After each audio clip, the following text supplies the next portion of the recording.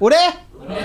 Oke, kembali lagi di Ngabdur, ngobrol bareng Abdur, pelopor acara orang di channel orang, bersama saya Abdur Arsyad dan juga Cing Abdel. Akhirnya, wajah belela.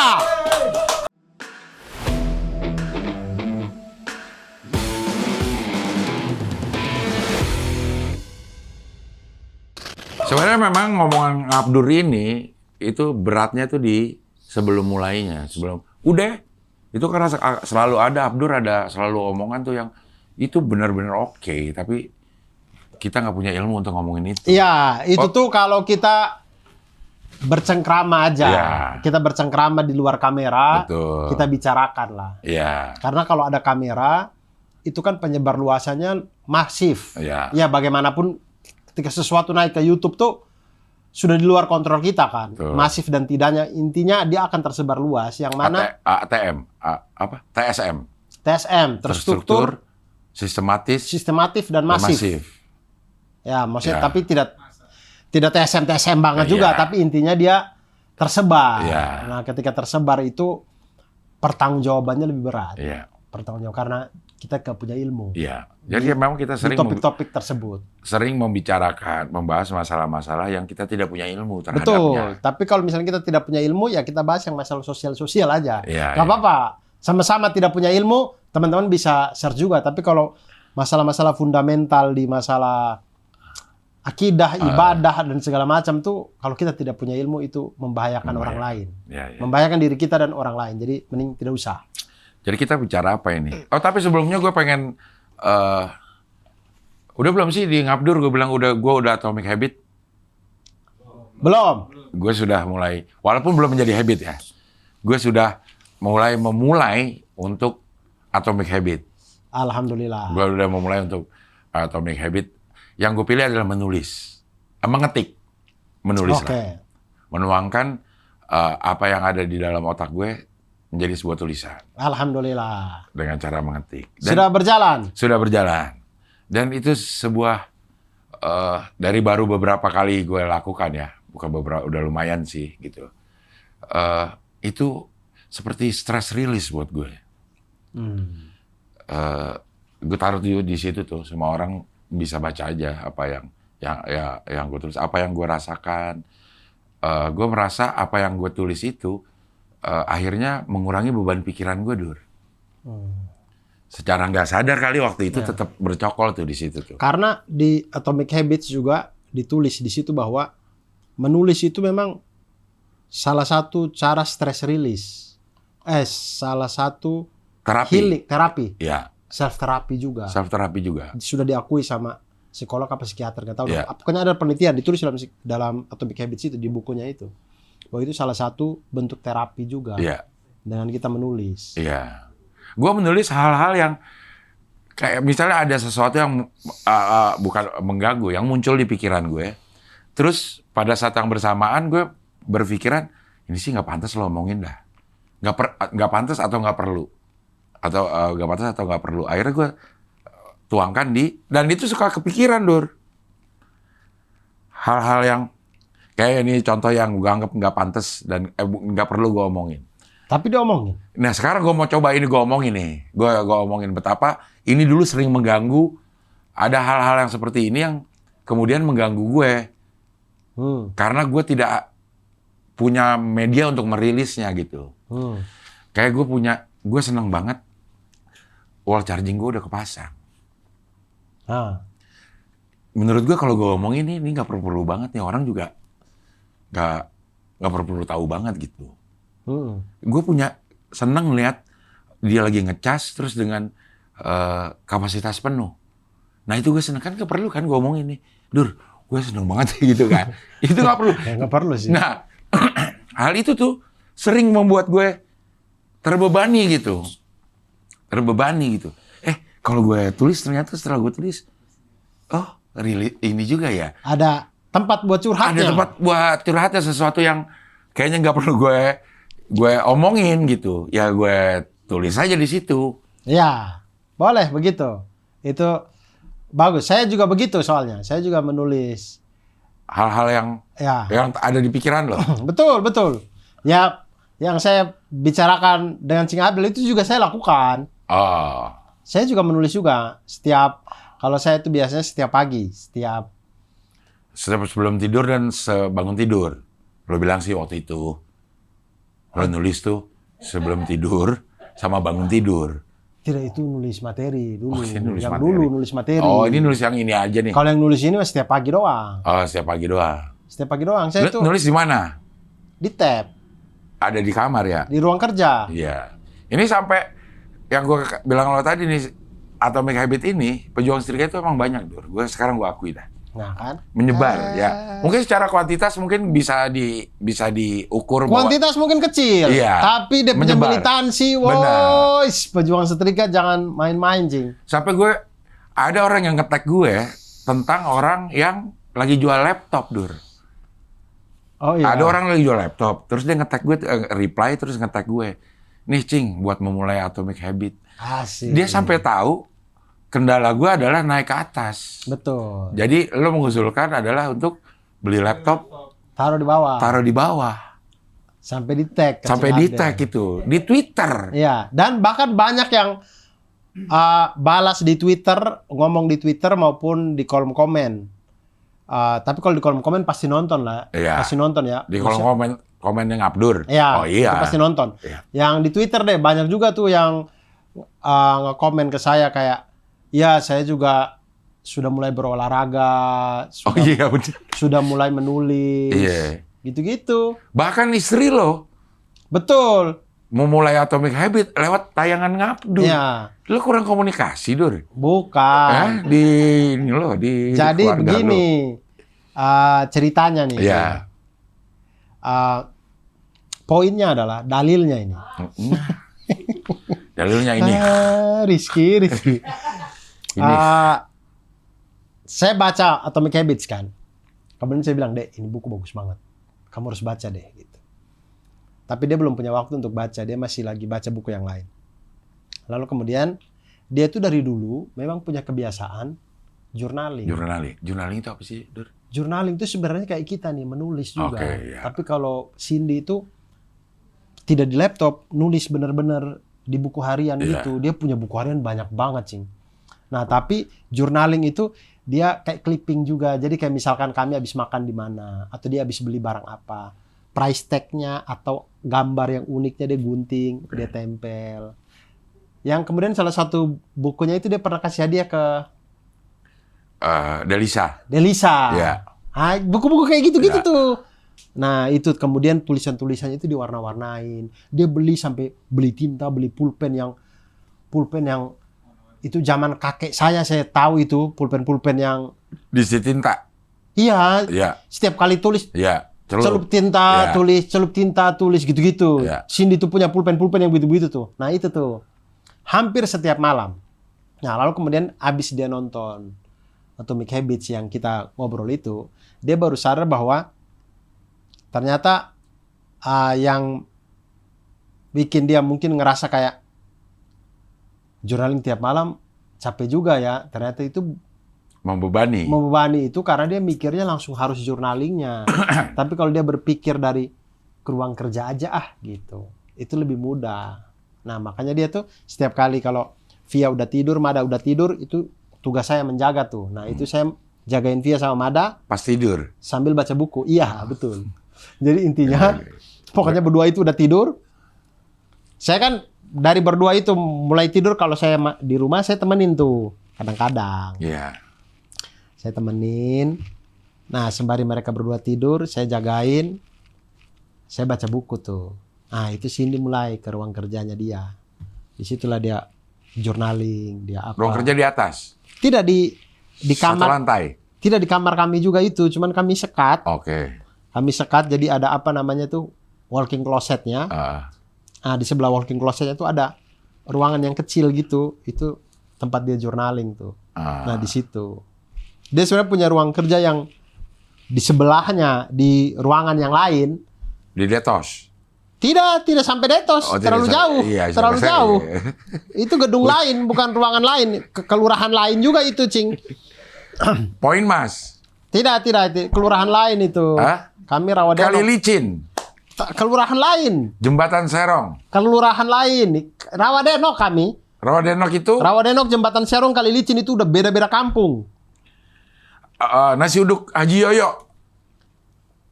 Cing Abdul pernah ngomong ini, cuman saya nggak tahu itu di mana ya. Enak banget tuh. Kata Melon, iya. Pernah dia antar saya pulang, dia lewatin tuh. Nah, itu posisinya di Pitara. Oh, itu bukan Pitara. Rawadenok, ya. Dia tunjukin, ini Dur, yang Cing Abdul bilang nasi uduk gitu, bilang oh ini, itu doang. Nah, disitulah kemudian dia baru tahu juga bahwa ternyata dibikin target yang lebih mudah, yaitu ke ruang kerja aja. Iya. Jangan harus menargetkan harus journaling tiap malam 2 lembar gitu, itu tuh berat. Iya. Tapi kalau harus ke ruang kerja aja, itu jadi lebih mudah. Saking mudahnya otak gak mungkin menolak. Itulah namanya 2 minutes rules. Dibikin 2 menit aja, nulis 2 menit olahraga 2 menit Saking mudahnya olahraga 2 menit itu, otak gak mungkin nolak. Kayak, ya Allah, jalan 2 menit, masa gua gak bisa? Bisa lah, gitu. Tapi begitu kita melakukan itu, gak mungkin tubuh kita kayak, udah 2 menit. Udah 2 menit. Enggak. Pasti kita akan terusin. Kalaupun kita memang, sudah 2 menit, berhenti. Gak apa-apa juga. Paling tidak kita udah memulai. Gitu. Itu dia. Kita sering sekali mengulang-ulang masalah ini. Oh iya, karena ini siapa tahu, ayo komen aja. Siapa tahu dia ada orang yang sudah memulai Atomic Habit dan gimana caranya. Siapa tahu bisa kita contoh, dan apa yang lo bikin kebiasaan. Kalau gue kan nulis. Ya. Ada orang yang Cindy journaling. Mungkin ada orang yang olahraga. Gimana cara mulainya supaya bisa berolahraga. Betul. Atau baca buku atau apa gitu. Ya. Karena cukup terus-terusan sih akhirnya. Sampai gue tadinya nih ngetik pas salah gue benerin. Sekarang gue nggak. Udah. Iya. Salah ya udah diemin aja. Iya. Nggak usah pakai. Karena gue cukup terganggu. Misalnya habis titik bukan huruf besar, gue cukup terganggu tuh. Oke. Iya. Jadi kalau ini kok nggak huruf besar nih, balik lagi tuh. Atau salah typo, terusin aja.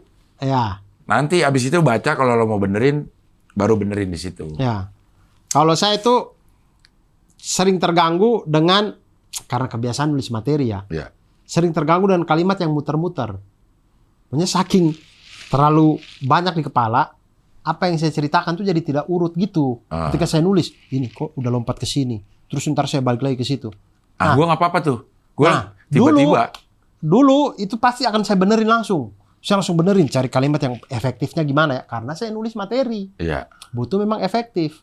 Tapi yang Atomic Habits ini, yang menulis ini, bodoh amat. Betul. Saya bodoh amat. Mau muter-muter kayak apa, kayak bodoh amat. Yang penting saya nulis aja. Betul, seperti yang gue ceritain tadi tuh. Gue lagi nulis tentang gue yang di Turki. Tiba-tiba gue keinget masalah charger. Ya gue tulis aja. Oke, gue pengen ngomongin ini dulu ya. Ya. Gitu. Iya. Tulis aja. Gak apa-apa banget. Gak apa-apa banget. Gak apa-apa banget. Saya juga begitu. Tapi kita belum tahu nih ujungnya gunanya buat apa, kita belum tahu nih, Dur. Saya udah tahu ujungnya, Cing. Apa? Dan menurut saya, Cing Abdul kalau meneruskan ini akan menjadi sesuatu yang bagus banget.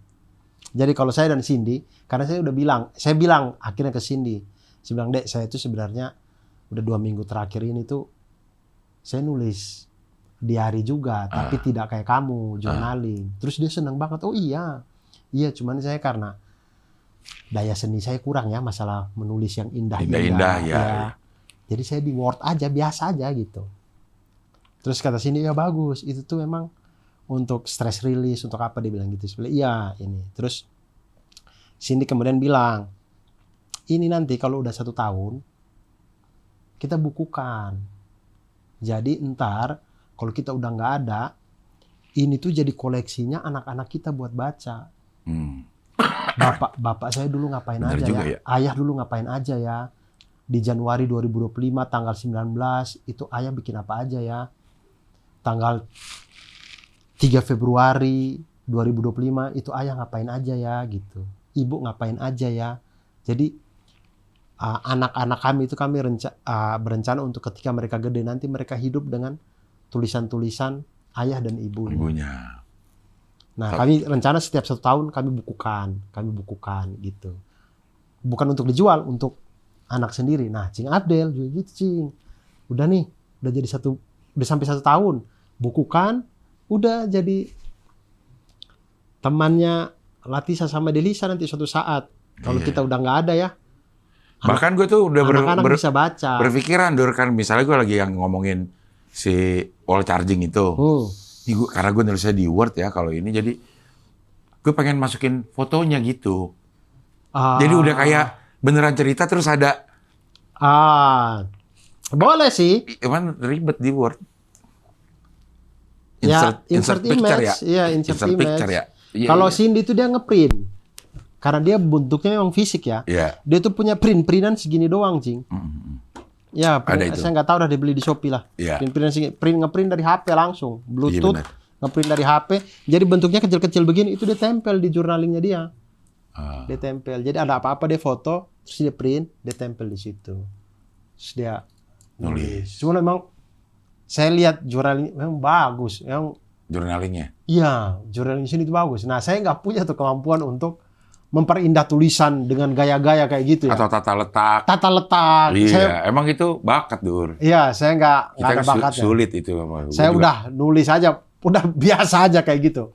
Ntar nanti kalau setiap tahun saya bawa ke percetakan, cetak, bikin jadi buku. Tahun ini? 2025. Anjay. 2026, gitu-gitu insya Allah. Iya. Gitu, itu seru sih. Iya. Seru. Tapi kita mau ngomongin apa ini tadinya nih? Rahmano Botak mendisposisikan tema kepada Skoy. Oke. Skoy 2 minggu. Kalau kakaknya seminggu, Skoy 2 minggu. Podcast 2 minggu. Ya. Oke. Kalau kakaknya kan Pican seminggu. Pican seminggu ya. Skoy 2 minggu. Oke. Nah, disposisi kepada Skoy dan dapatlah tema namanya Juvenesia. Juvenesia. Juvenesia tuh fans Juve di Indonesia. Namanya Juvenoia. Apa itu Juvenoia? Saya jujur, Cik. Saya juga baru tahu ini. Istilah-istilah begini. Cuma dapat dari mana sih ini? Saya juga nggak tahu ini Rahman Botak. Nggak, dia mikir apa. Sampai ada nih Juvenoia ini. Ini dari mana ininya ya? Nggak ngerti saya. Juvenoia ini katanya istilah yang mengacu pada ketakutan atau kekhawatiran berlebihan terhadap generasi muda atau perubahan yang dibawa oleh mereka. Ini definisinya. Istilah yang mengacu pada ketakutan atau kekhawatiran berlebihan terhadap generasi muda atau perubahan yang dibawa oleh mereka. Ini kalau saya lihat dari segi definisinya, Cik. Ya. Definisi itu menurut ilmu mantik. Oke. Ustadz Nurudin. Ya, di bukunya Ustadz Nurudin. Definisi itu dia harus ini adalah definisi dari definisi. Tidak, cara membuat kaidah membuat definisi. Oke. Definisi dari definisi itu apa? Saya belum tahu. Oke, kaidah membuat definisi gimana? Kaidah membuat definisi itu yang pertama kita harus tentukan dulu jenisnya. Jenisnya apa dulu? Juvenoia ini jenisnya apa? Nah, Juvenoia ini kalau dia langsung adalah istilah. Ya semua hal juga istilah. Maka ini adalah definisi yang menurut saya masih cacat. Tapi kan terus ya istilah yang mengacu. Iya, pada ketakutan kan. Berarti jangan pakai istilah yang mengacu pada ketakutan, tapi langsung saja Juvenoia ini adalah bentuk perasaan. Berarti Juvenoia ini bentuk perasaan atau bukan dia nih? Bentuk perasaan berarti ya. Taruhlah ya. Bentuk perasaan. Bentuk perasaan yang mengacu pada ketakutan, misalkan gitu. Jadi dia ini bukan istilah. Tapi jenisnya apa Juvenoia ini? Oke. Itu. Iya. Kayak sofa. Sofa ini jenisnya apa? Kursi. Iya. Tempat duduk. Ya, jenisnya tempat duduk gitu. Jadi di bawah tempat duduk tuh ada tuh individu-individunya. Kursi, sofa, bangku. Single sofa. Sofa itu di bawah single sofa. Kursi director. Kursi santai. Kursi artis. Kursi pantai. Kursi artis. Kursi pijit. Kursi artis yang gimana? Yang bisa dilipat. Kursi Iya. mancing. Iya. Nah ini semua ini adalah masuknya di tempat duduk. Oke. Bangku taman. Band sih itu. Iya. Di tempat duduk. Tempat duduk. Itu semua itu masuk dalam jenisnya tempat duduk. Jadi kalau kita mengartikan kursi. Kursi adalah salah satu tempat duduk. Salah gitu. satu bentuk tempat duduk. Iya. Salah satu jenis tempat duduk. Salah satu jenis tempat duduk gitu. Jadi intinya kita harus kategorikan dulu dia jenisnya apa. Itu kaidah pertama dalam merangkai sebuah definisi. Oke, berarti juvenoia adalah bentuk perasaan mungkin ya. Oh iya. Mungkin. Ya. Kalau juvenoia itu adalah sebuah perasaan, berarti dia masuk dalam jenis perasaan. Karena ketakutan itu rasa. Betul. Oke. Kekhawatiran, ketakutan, itu rasa, itu perasaan. Betul. Berarti sebuah bentuk perasaan yang mengacu pada ketakutan atau kekhawatiran berlebihan terhadap generasi muda atau perubahan yang dibawa oleh mereka. Nah, ini udah oke nih. Oke. Karena setelah jenisnya sudah kita kasih tahu, berikutnya adalah faselnya, pembedanya, yang membuat dia berbeda, diferensianya apa gitu.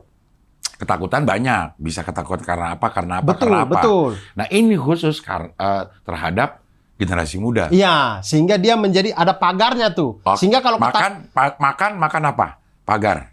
Tanaman, lautan. Iya, lautan, oke.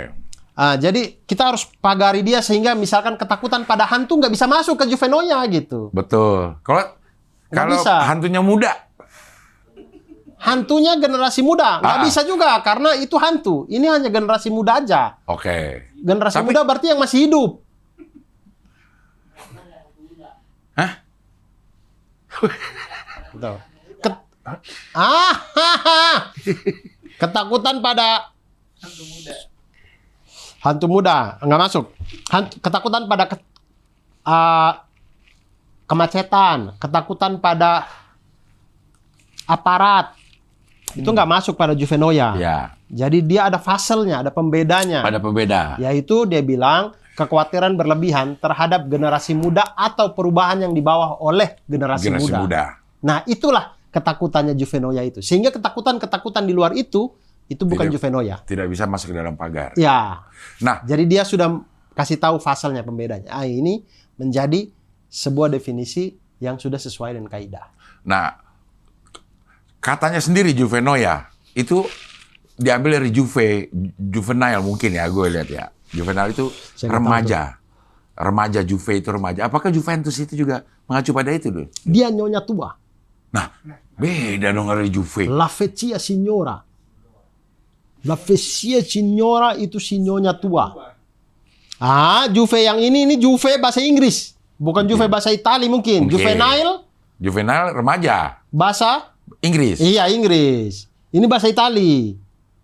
Tapi Juventus itu La Vecchia Signora itu maksudnya si nyonya tua itu bukan arti dari Juventus. Iya. Itu arti julukan. Iya, arti dari La Vecchia Signora. Iya, La Vecchia Signora itu apa? Artinya si nyonya tua. Bukan. La Vecchia Signora itu adalah julukannya Juventus. Oh, julukan. Ya, jadi nyonya tua itu bukan arti dari kata Juventus. Tapi merupakan arti dari kata La Vecchia Signora. Begitu. Oke. Arti berbeda dengan definisi. Bedanya? Arti itu terjemahan aja. Kita menerjemahkan. Itu arti. Kalau definisi itu lebih mengungkapkan pada jenisnya dan hakikat pembedanya gitu. Juvenoia bisa nggak masuk ke dalam ketakutan? Adalah sebuah bentuk perasaan yang mengacu pada ketakutan atau kekhawatiran berlebihan terhadap Juventus. Itu mah Juventus syndrome disorder itu namanya. Oke. Ya, Juventus syndrome disorder kalau itu namanya tuh. Nah, itu sindroma disorder. Kenapa harus takut dengan anak muda dan perubahan?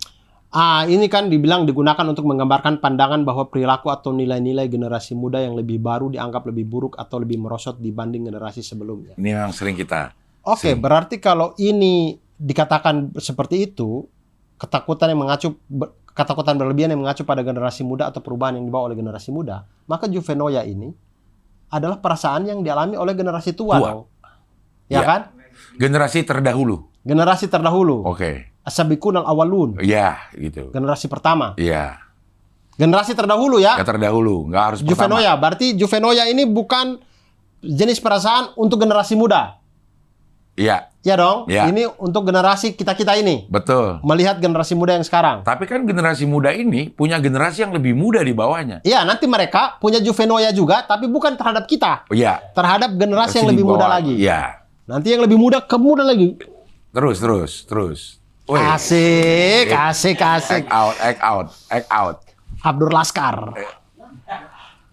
Apa Laskar apa? Lawakan segar, karyawan. Lawakan segar Kaum remaja. Kaum remaja. remaja. Laskar. Juve, kaum Juve. Kaum Juve. Kayak Laskar itu hanya untuk Juve. Harusnya untuk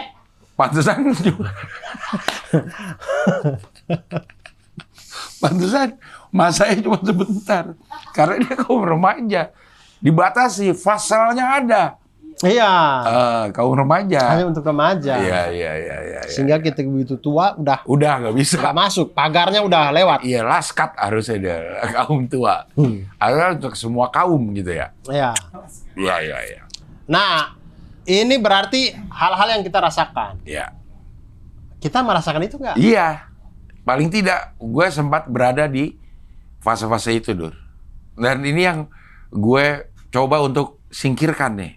Oke. Gue coba singkirkan. Kalau terus dilanda oleh Juvenoia, ya lo tidak akan bisa beradaptasi. Itu tapi berlebihan nggak? Hah? Maksudnya Cing Abdul ketakutan atau kekhawatiran itu berlebihan nggak? Atau biasa aja sebenarnya? Sebenarnya biasa aja. Ketakutan itu nggak. Justru ya, yang kita rasakan tuh bukan ketakutan, dia bisa lebih ke meremehkan akhirnya, Dur. Lebih ke meremehkan. Itu kan, juga kan biasa, mana terus sebelumnya? Ya, ini. Dianggap lebih buruk atau lebih merosot. Nah itu, Dur. Bahayanya tuh, Dur. Kita tuh yang kaum terdahulu, itu ngerasa berada di masa terbaik. Kayak bilang, angkatan 90 tuh masa-masa yang terbaik dah. Anak angkatan 80 bilang enggak 80 angkatan terbaik. Gue, iya. Dengan segala macam justifikasinya, pembenarannya. Angkatan 90 adalah angkatan in between, apa tuh namanya itu kalau kayak gitu ya. Peralihan, merasakan analog, merasakan digital, merasakan ini dengan pembenarannya masing-masing.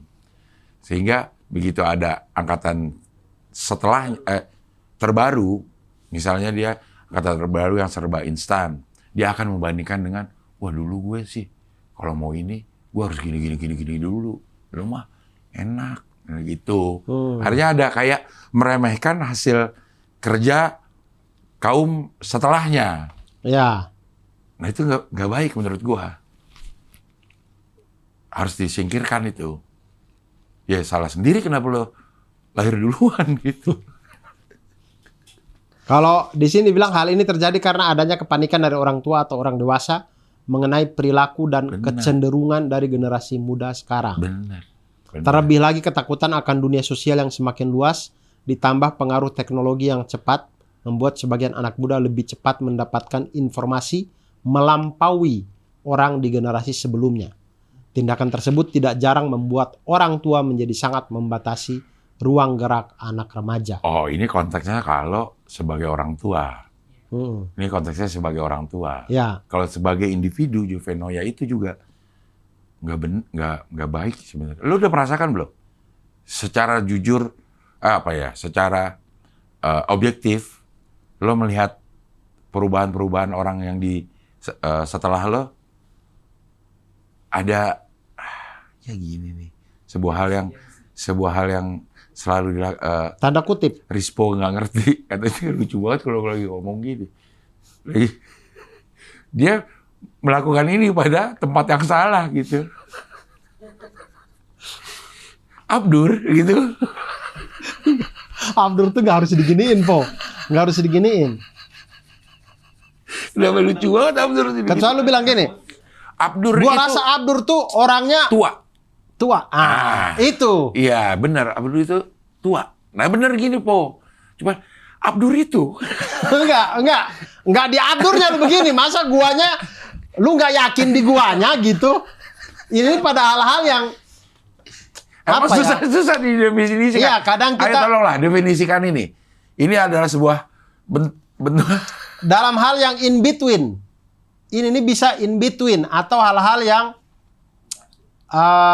menjurus ke sana tapi tidak juga. Iya. Atau punya makna lebih dari satu. Iya. Bisa. Makanya dia in between, dia itu di antara. Dia bisa dualisme atau apapun gitu yang dalam tanda kutip lah gitu. Ya gimana kayak Prabowo tuh menurut saya terlalu otoriter. Nah, itu tapi tanda kutip gitu. Mau kalau Prabowo otoriter tanda kutip? Ini contoh. Ini contoh otoriter maksudnya mungkin di dalam keluarganya beliau. Maksudnya ininya pembahasannya mungkin dalam keluarga gitu. Oh ya. Atau di dalam waktu dinas militer dulu misalkan gitu-gitu. Jadi konteksnya gitu ada itulah. Nah, bukan di Prabowo, bukan gitu. Karena Prabowo-nya lu kasih tanda kutip. Gitu. Aneh banget. Kayak Prabowo bukan arti sebenarnya lu. Rispo. Masa dia langsung gini nama orang? Radit. Iya. Pantes Viko marah sama lu. Pasti lu gitu kali. Viko. Aduh, Popo. Apa yang telah dilakukan Viko? Itu masuk sih. Apa yang telah dilakukan Viko? Bukan gitu dong. Apa yang telah dilakukan Viko? Itu bisa. Tapi apa yang telah dilakukan Viko? Bukan di Vikonya. Bukan di Vikonya. Dilakukannya. Iya, itu boleh. Di tanda kutip. Tadi apa sih kita lagi ngomongin? Oh, sebagai orang tua. Yang Cingapri tadi mau bilang apa? Tapi lo sebagai individu mengalami nggak juvenoia ini? Terhadap anak saya dong. Bukan sebagai terhadap anak. Terhadap anak lo belum. Gue sudah. Terhadap siapa saya? Terhadap orang-orang setelah lo. Saya nggak peduli. Saya sih nggak peduli ya sama generasi yang kalau bukan anak saya nggak terlalu peduli sih. Bodoh amat dah, bukan urusan saya juga. Tapi saya ada kekhawatiran terhadap anak saya, Cing. Apa tuh? Yang mungkin nilai-nilai, emang dia udah mau bawa nilai-nilai? Entahlah ya. Nilai-nilai itu kan ini kan terhadap nilai-nilai anak yang dibawa oleh anak muda, perubahan yang dibawa oleh anak muda. Orang anak setelahnya, apa yang lo khawatirkan dari MADA? Saya takut dia berada di tempat yang, maksudnya takut dia berada di waktu di masanya dia nggak siap gitu. Itu sih bukan juvenoia dong. Jadi kayak begini, Cing. Saya tuh kan di masa kita aja sekarang ini berita benar dan tidak tuh bahkan kita aja yang kayak gini aja kita susah banget untuk memvalidasi, mencari. Kadang-kadang kita masih kepikir ini benar ya, gitu-gitu masih. Hoax dan tidak tuh kayak wah abu-abunya luar biasa gitu. Nah saya tuh berpikir karena anak saya ini gimana ya di masanya dia nanti ya, pasti jauh lebih canggih daripada sekarang, jauh lebih ini gitu ya. Saya tuh takut dia tidak punya bekal yang cukup untuk mempunyai filter dalam dirinya dia gitu untuk ini. Lo juvenoia bukan terhadap madanya, lo juvenoia terhadap lingkungan mada nanti. Ya mungkin gitu kali. Iya. Karena mada itu dia nonton YouTube Short nih, Cing. Dia nonton. Kan dia tuh nonton YouTube Short tuh kan pakai akun saya. Kadang-kadang. Akhirnya kadang masih terhubung dengan akun saya, kadang akun YouTube Kids gitu. Nah, itu saya lihat subscribernya dia banyak subscriber. Yang dia subscribe itu banyak banget, Cing. Banyak banget. Jadi saya pikir ini apa aja gitu. Terus satu kali saya temenin dia lah. Saya lihat dia nonton YouTube Short. Gitu. Ternyata setiap YouTube Short yang ada begini.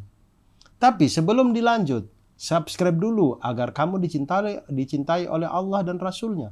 Di-subscribe. Jadi setiap kali ada perkataan yang semoga yang subscribe selalu mendapatkan rahmat Allah. Di-subscribe. Jadi dia subscribe. Terus aku tuh kayak, nah itu nggak perlu. Ada subscribe semuanya. Iya, tapi kan ini biar kita diridoi. Enggak, itu dia bohong doang itu. Oke, Ngabdur, pejuang setrika untuk mudah-mudahan yang subscribe channel ini diridoi Allah. Sebagai doa itu sah-sah saja. Sebagai doa itu sah-sah saja. Cuman iya cara-cara YouTuber ini menurut saya ya entah benar entah salah ya, itu hal-hal yang memang zaman sekarang orang-orang aneh-aneh aja gitu. Iya. Untuk minta subscribe. Nah, ini kayak pilih nih. Dia menyertakan ridho Allah, ridho Rasul. Iya. Nih, gue kemarin makan nasi uduk nih, berempat sama Didi, Geeng, Ius. Gue makan nasi uduk di Rawamangun. Terus kan sering ada tuh orang anak-anak muda yang nawarin UMKM. Ya. Sering banget terjadi. Ya, entah kemoceng, entah tisu, entah iya, apa.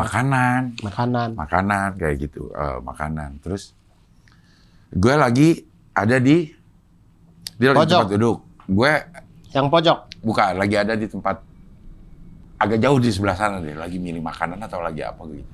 Gue dengar. Ini nggak dulu deh gitu si Bang Ius. Ius ini kalau nggak dulu gitu. Terus orang yang nawarinnya, iya nggak apa-apa, tapi tolong doakan ya ada orang-orang baik yang mau membantu kami.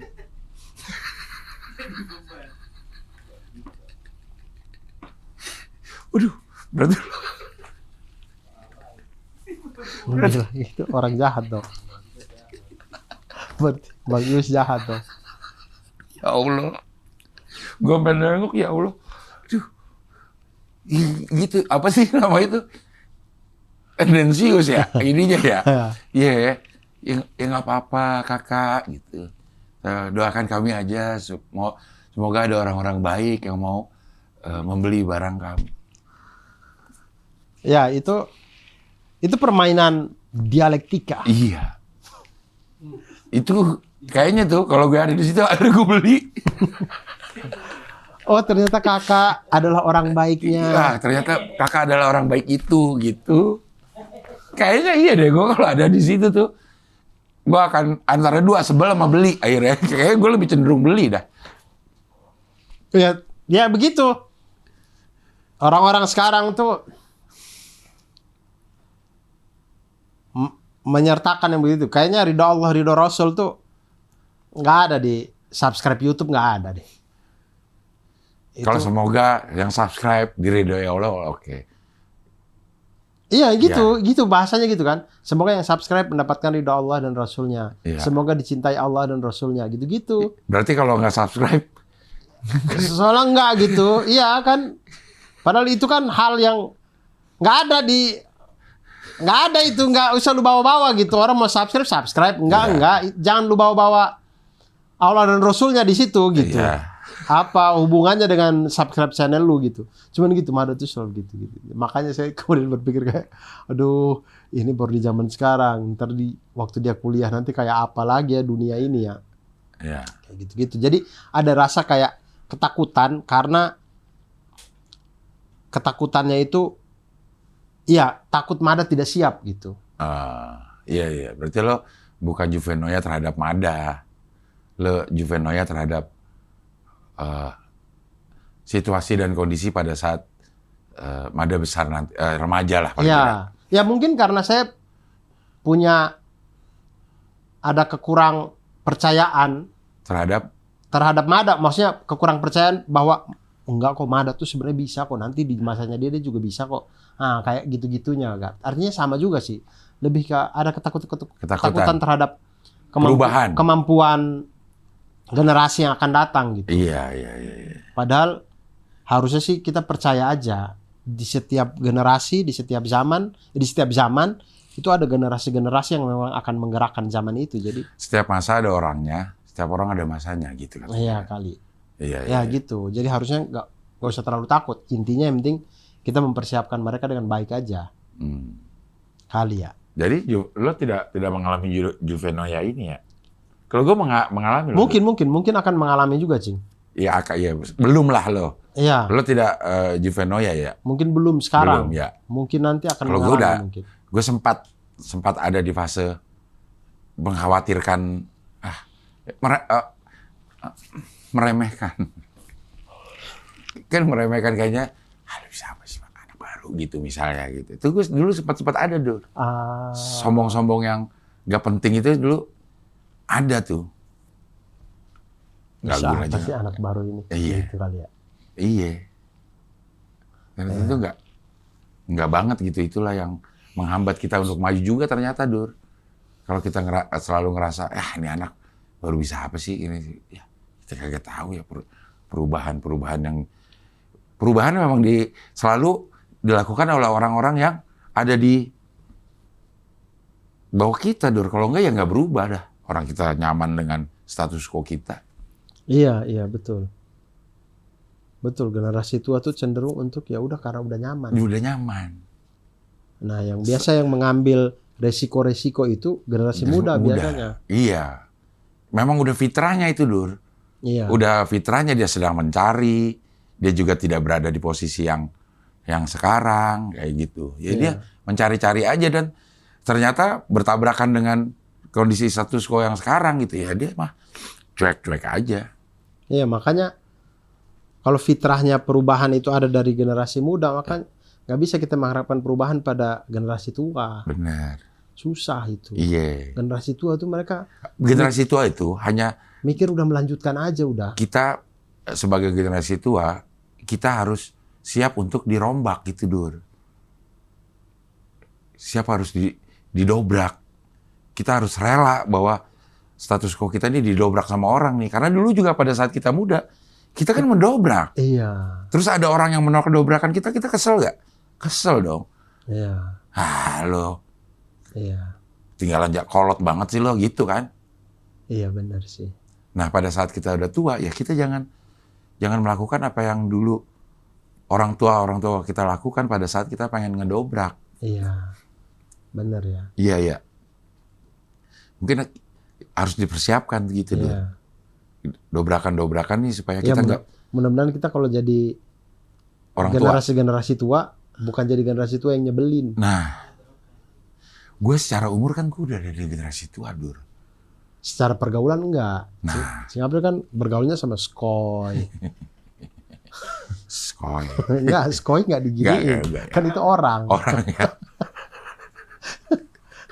Kecuali Singapura bergaul sama obat-obat. Nah, itu baru obat-obat tuh sesuatu. Sesuatu ya. Tapi kalau skoy itu bukan sesuatu, bukan dia sudah gini, pasti. Rispo ya gitu ya. Singapura kan bergaul sama stand up comedian yang rata-rata muda. Bener nggak? Bisa nggak? Iya. Stand up comedian yang muda. Muda, iya. Karena tidak semua nih. Bintang BT tua. Iya. Arif Didu. Tua. Arif Didu. Kayaknya kalau Arif Didu bisa deh. Arif Didu.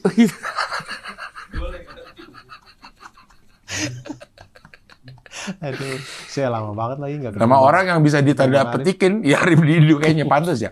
Arif Didu.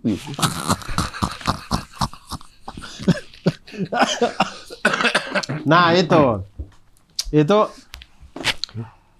Tapi ada masanya sih nanti, karena stand up comedian menurut saya kan dia memang baru juga kan, 2012 lah. Iya. Marak di Indonesia taruhlah ya. Yeah. Mungkin dari 2011 tapi 2012 marak lah di Indonesia. Jadi hitungannya masih muda. Dan akan ada masanya di mana stand up comedian yang sekarang akan didobrak. Tua semua ini. Dan akan didobrak oleh generasi setelahnya. Generasi setelahnya. Nah, gimana kita bisa nerima? Mudah-mudahan tidak menjadi orang yang bebal, orang yang menyebalkan gitu, yang ada komik baru muncul, ya dia lucu, cuman kita kayak materi biasa itu. Gitu. Nah, bahaya itu, Dur. Bahaya itu, betul. Lu udah melihat itu belum? Saya alhamdulillahnya kalau ada yang lucu-lucu aja. Yeah. Kalau saya. Cuman memang ada hal-hal yang saya tuh rasa kayak harusnya materinya bisa lebih bagus dari ini, gitu. Ada rasanya di situ. Yeah. Karena saya tahu ketika ini lucu, saya tahu ini lucu. Tapi saya tuh kayak ada gatal gitu kayak ini kalau diginiin harusnya bisa lebih lucu sih. Atau dia callback di sini harusnya lebih lucu sih ini. Gitu. Ya. Ya tetap ada. Ya. Iya, tetap ada rasa kayak gitu sih. Ya bibit-bibit, Dur. Iya, bibit-bibit. Ya. Ya, mudah-mudahan jangan lah. Jangan sampai bersemai. Iya, jangan sampai bersemai. Iya.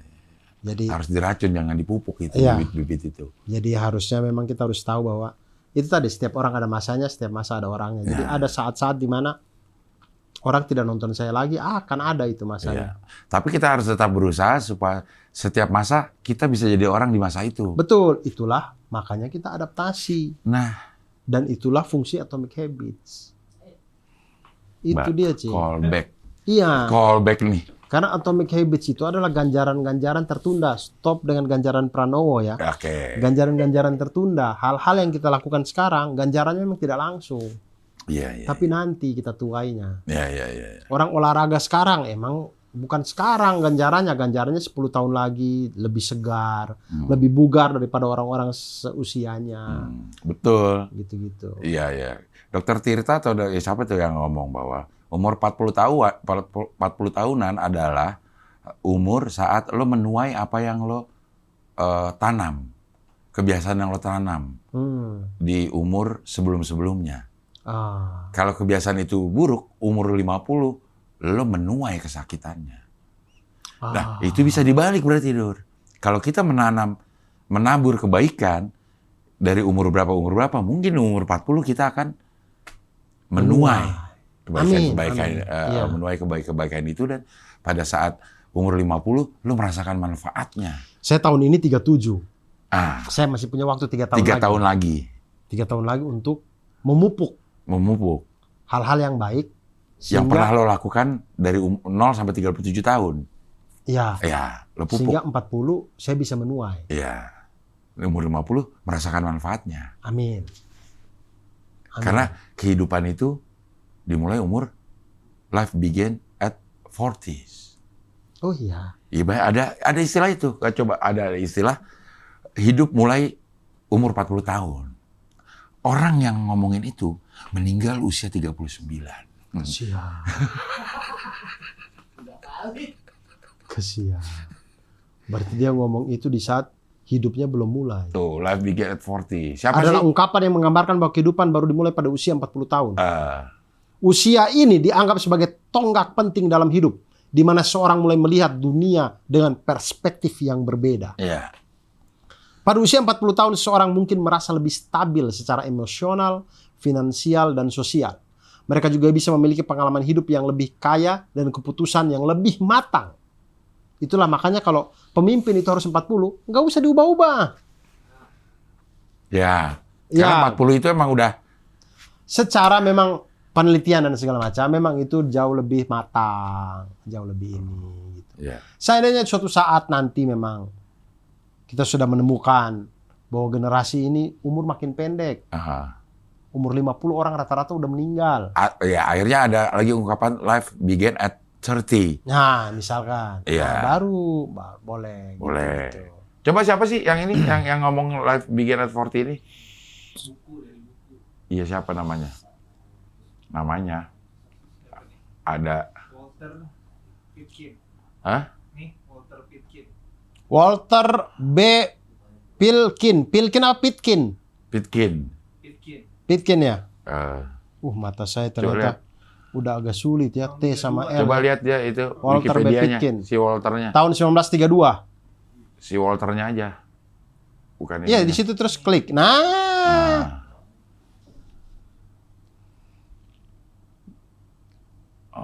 Dia meninggal umur berapa tuh? Dia lahir 1878, meninggal 1993. Oh, lebih dari 40 ini. Lebih dari 40 dia. Ya.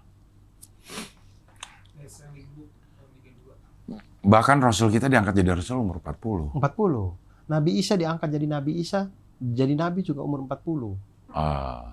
Kalau kita mau... Rata-rata nubuah-nubuah itu umur 40. Iya. Setahu saya Nabi Ibrahim alaihissalam diangkat menjadi Nabi umur 40. Nabi Musa alaihissalam diangkat menjadi Nabi juga umur 40. Rata-rata memang umur 40. Iya. Memang itu usia matang lah ya. Usia nubuah, istilahnya buku-buku agama. Nabi itu ya, buku-buku yang menceritakan tentang kisah Nabi itu umur nubuah, usia nubuah. Umur 40 tahun. Mungkin ya, karena misalnya kalau kita analisa pakai pikiran atau kenyataan yang ada, misalnya umur 40 tahun rata-rata orang udah menikah, rata-rata orang udah punya anak. Pada saat itu pikiran dia juga lebih holistik jadinya, Dur. Kalau gue melakukan ini, gimana ya sama anak gue? Ya. Atau gue berusaha gimana supaya gue berusaha lebih keras supaya anak gue, supaya keluarga gue, supaya istri gue gitu, mungkin kali ya. Dibanding sama dia masih umur-umur 20-an yang masih sendiri, yang tidak mempertimbangkan resiko-resikonya, karena keputusan dia tidak berdampak banyak kepada orang di lingkungan terdekatnya. Atau mungkin juga karena di umur 40 itu mungkin ya, rata-rata manusia itu sudah bebas dari diri sendiri. Dari diri sendirinya udah bebas. Jadi sudah mulai untuk bisa melihat hal-hal luar. Ya. Kalau kita di umur di bawah itu mungkin kita masih sibuk dengan diri kita sendiri. Sama seperti yang lo ceritakan terjadi pada saat lo lagi oke Jack. Lo kos nih lo, tapi lo punya motor 5. Ya. Itu kan hal-hal yang lo pikirkan yang ngapain sih gue gitu dulu ya. Ya. Di saat umur sekarang nih, lo udah bisa bilang ngapain ya gue dulu kayak begitu ya. Betul. Padahal pada saat yang lo melakukannya itu, lo nganggap itu ya biasa aja. Biasa aja. Iya ya. Biasa aja. Cuman kayak sekarang kayak ngapain ya dulu ya? Ngekos. Motor 5 ngapain ya? Gitu. Cuman ya udahlah gitu. Pada saat lo melakukannya ya kayak hal yang biasa aja ini. Iya. Uang ada, buat apa lagi uang lo? Hidup Bikin sendiri. hidup sendiri. Ngapain lagi gitu. Baru putus itu lo. Ya, adalah masa-masa itulah. Dalam Jadi gitu-gitu. Itu intinya adalah hal-hal di mana di umur 40 kita kayaknya secara teorinya kita jauh lebih matang. Ya. Life begins at 40. Ya. Nah, itu mudah-mudahan sih kita kalau jadi orang tua jangan menjadi orang tua yang juvenoia atau khawatir boleh tapi jangan berlebihan. Khawatir itu bagus karena kalau dengan khawatir berarti kita akan mempersiapkan sesuatu yang baik. Iya. Tapi kalau khawatirnya berlebihan, takutnya jadi menurun ke tingkat kepercayaan kita kepada generasi di bawah kita gitu. Otomatis itu, Dor. Kekhawatiran yang berlebihan sehingga kayak kita mau menghandle aja apa yang udahlah gua aja yang biinin, lo tenang gitu. Iya. Dia nggak tumbuh juga akhirnya. Lu masih muda tahu apa sih? Iya, nah itu, Dor. Iya. Tahu apa sih itu yang itu sering banget saya alamin waktu saya masih muda dulu. Ah. Jadi ketika mau masuk di pembicaraan-pembicaraan orang tua, kayak, anak kecil tahu apa sih? Udah keluar gitu-gitu. Tapi emang ada juga sih hal-hal yang anak kecil jangan dengar. Apalagi ada sih. Betul. Kita sebagai orang tua yang anak kecil jangan dengar dulu dah gitu. Betul. Tapi saya rasa waktu saya itu ngomong jorok. Oh, tidak. Kalau kayak saya waktu SMA gitu, saya merasa saya sudah bisa lah untuk diajak diskusi. Untuk hal-hal yang susah, hal-hal yang ribet itu saya rasa saya sudah bisa, cuman saya belum diikut sertakan. Iya. Udahlah, gitu. Masih kecil. Ya. Itu yang jangan sampai kita lakukan itu, Dur. Iya. Ya. Nah, itu yang kemudian mungkin ya, saya juga tidak tahu ya, tapi mungkin saya dan sini mulai menerapkan itu, saya juga tidak paham, tapi kami itu di hal-hal yang kayak dulu kami kalau milih barang untuk Mada, kan kami berdua yang diskusi. Ya. Sekarang untuk memilih barang untuk adiknya, Mada kami ajak ikut diskusi. Ya. Jadi kami bertiga yang diskusi barang untuk adiknya. Gitu. Jadi misalkan barangnya udah ada nih. Misalkan barang kita mau beli, barangnya tuh sama cuman beda-beda warna. Nah, itu kita ikut sertakan Mada. Mada kira-kira buat adik bagusnya warna apa? Iya. Kalau ayah tuh warna ini, ibu warna ini. Mada kira-kira warna yang mana? Gitu-gitu. Kami mulai ikut sertakan. Bukan memilihkan barangnya paling enggak ya. Memang harus dikasih dikit-dikit aja, Dur. Iya. Kalau memilihkan barangnya dia juga belum tahu. Iya. Adiknya butuh apa? Iya. Butuh kasih batasan-batasan aja. Ya. Tapi kasih juga ruang dia untuk memilih warna. Betul. Misal kayak kemarin kami itu ke Time Zone. Hah? Ke Time Zone. Bukan, ke toko perlengkapan bayi. Abuba. Bukan. Kan. Baby Wise. Baby Wise, baby. Baby Wise yang di BSD, Baby Wise ya namanya ya. Aku nggak tahu juga. Oh, marketingnya baik, saya dikasih voucher. Ah. Makasih ya kakak Baby Wise BSD yang udah kasih saya voucher. Terima kasih. Untuk pembelian selanjutnya? Tidak untuk pembelian hari itu. Iya, oke tuh. Iya, Jarang terjadi itu. Makanya. Jarang terjadi. Biasanya untuk pembelian selanjutnya. Makanya baik banget. Makasih ya kakak. Saya lupa nanya namanya siapa, cuman makasih. Nah itu piring. Jadi adiknya kan kami mulai nari. Bukan. Ngapain dia nari? Iya. Mulai masuk masa empasi. Iya. Makanan pendamping ASI. Jadi kami mau beli dia piring. Nah itu kan piring banyak. Ada bentuknya domba, ada bentuknya burung hantu, ada bentuknya gajah, macam-macam lah. Tapi semuanya sama dari kayu nih semuanya. Kami memang mau pilih dari kayu. Nah terus kita bilang, Mada, ayo kita pilih buat Ade. Apa ya? Bentuk yang mana ya? Akhirnya yang Mada pilih itu yang kita ambil. Gitu. Dia pilih apa? Domba kalau nggak salah. Domba apa burung hantu ya? Nggak tahu dah. Itulah pokoknya kami ambil. Itu. Terus titer itu juga. Titer itu yang gigit. Iya, yang gigit. Gigit itu. Itu yang Mada tunjuk yang kami ambil. Gitu. Jadi mulai membiasakan untuk dia ikut di dalam sebuah keputusan kecil. Iya, biar dia terbiasa. Karena saya pengen ketika dia mulai gede nanti, segala keputusan keluarga, kalau dia sudah bisa diajak diskusi, saya pengen ngajak dia diskusi gitu. Jadi tidak hanya saya dan Cindy gitu, tapi dua anak saya juga saya ikut ajak diskusi. Kalau gue Latisa, nama adeknya satu. Kita ada bertiga nih. Gue satu nama, Ria satu nama, Latisa satu nama. Dan dia memilih Jasmine untuk nama adiknya. Asik. Iya. Teh. Bukan, teh melati dong itu. Jasmine tea. Iya, Jasmine tea. Gue Delisa, Ria Alika. Jasmine, walaupun nggak nyambung ya. Delisa, Alika, Jasmine gitu. Tapi dia pengen banget ada Jasmine-nya. Akhirnya pakai J lagi, bukan Yasmin, J, pakai J, Jasmine. Jadi Delisa, Alika, Jasmine, Aryan. Asik. Boleh. Iya. Lo harus bertanggung jawab terhadap adik lo ya. Karena lo nama aja lo yang milihin gitu. Saya waktu itu kalau nama anak kedua belum nanya Mada karena dia. Tapi lo nanya Mamat. Saya tidak nanya. Dia yang mengusulkan sendiri. Saya tidak nanya. Saya mah dari awal. Tapi lo menerima. Ya sudah, saya terima deh. Ayah Sofia. Iya. Nah, saya belum tanya Mada karena pada waktu itu kalau saya tanya Mada, pasti nama yang keluar adalah nama-nama karakter Minecraft. Iya. Yang mana itu tidak masuk. Tidak masuk. Kenapa anak saya namanya tiba-tiba ada Ender Dragon? Iya. Kenapa? Iya.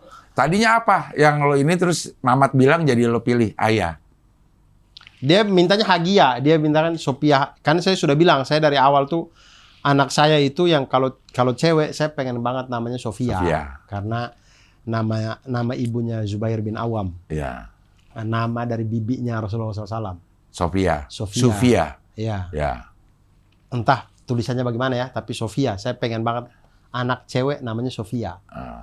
Nah terus kata Mamat, sekalian aja tambahin Hagia gitu. Hagia Sofia gitu. Kayak nama yang di Turki ya. Iya. Dia udah sholat di situ. Iya. Mamat, masjid. Saya belum. Hagia Sofia. Saya belum pernah ke Turki. Iya.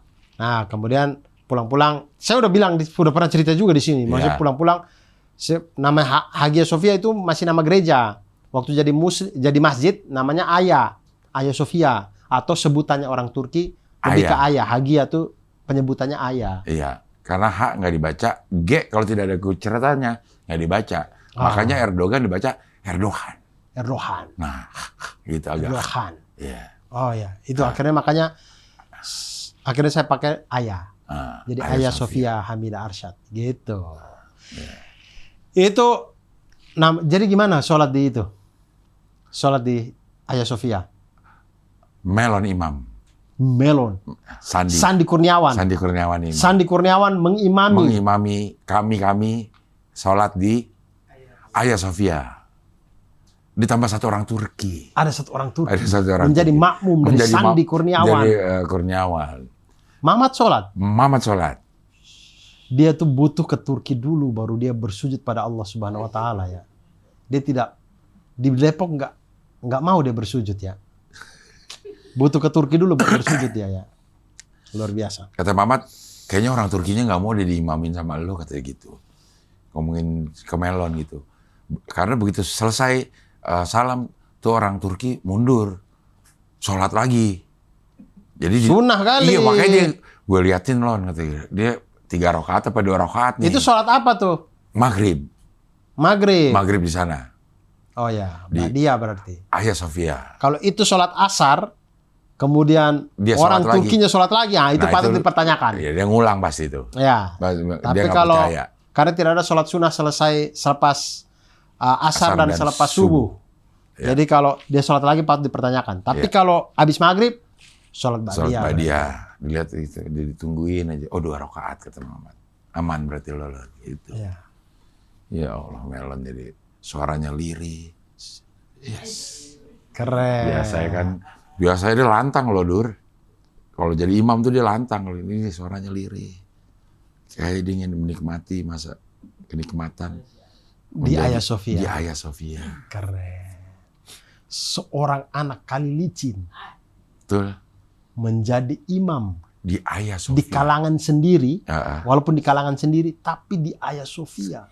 Tempatnya. Artinya, itu memang ditakdirkannya begitu, Cing. Artinya waktu Cing Abil dan rombongan masuk, tidak ada orang lain yang lagi sholat dong. Iya. Karena kalau ada orang lain yang lagi sholat, pasti Cing Abil mereka gabung dong. Iya.